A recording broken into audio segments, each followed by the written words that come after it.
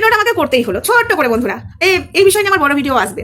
ওয়াইটির মহাপুরুষ যারা কিনা বলে ওয়াইটির দাদা এবং ওয়াইটির চুনা, নিংটি চুনা, ঠিক আছে, তুনা তুনা তুনা ছেলে ভা ভা ভা।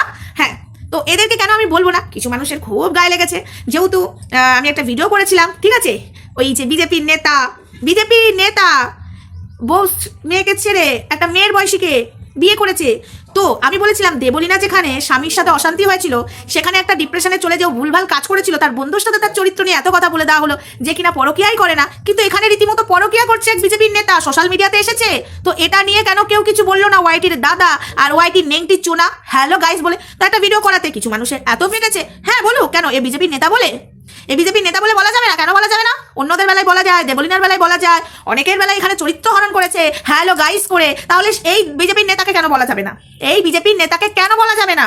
সে তো রীতিমতো পরকিয়া করেছে। এই সময় তো তার স্ত্রীর পাশে, তার মেয়ের পাশে দাঁড়ানো উচিত, নিউজ চ্যানেলগুলো দাঁড়িয়েছে। তাহলে আমাদের ওয়াইটির মহাপুরুষ এবং ওয়াইটির নেংটি চুনা কেন দাঁড়াবে না?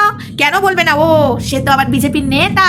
কারণ পেছনে এদের ভয় আছে, নরম মাটিতে এরা আছড়াতে পারে, নরম মাটিতে আছড়ায়, তাই নরম মাটিতে এরা আছড়াবে। এরা বিজেপির নেতা, ও বাবা একটা নায়কের পেছনে লাগা যায়, তারপরে আবার বিজেপির নেতার পেছনে কি লাগা যায়? তাই না গো ওয়াইটির মহাপুরুষ, আর তাই না রে নেংটি চোনা? এবার লাগ দেখি, দেবলীনার চরিত্র হরণ করেছিস, দেবলীনাকে নিয়ে নোংরা কথা বলেছিস, দেবলীনাকে ডিপ্রেশনে আরো ঢুকিয়ে ফেলে দিয়েছিলিস।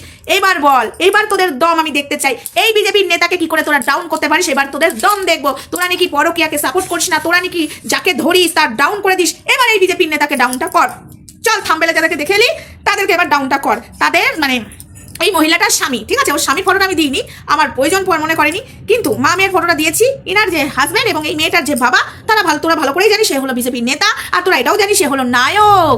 ঠিক আছে, এক যে ছিল রাজার কৌমার গানটা করেছিল, আমি ওর নাম নিতে চাই না, ঠিক আছে, হিরো। এখানে কিন্তু নামটা বেরিয়ে যাচ্ছে, বুঝে নে তোরা আমি কার কথা বলছি, আশা করি তোরা বুঝতে পেরেছিস। তো এবার দেখি এদের পেছনে তোরা কি করে লাগতে পারিস। সেটা তো অ্যাকচুয়ালি এই লোকটা পরকিয়া করেছে, যারা করেনি তাদেরকে চরিত্র নিয়ে তাদের বাজারে বিক্রি করে দিস। এবার তোদের দম আমি দেখতে চাই। চলো বন্ধুরা, টাটা।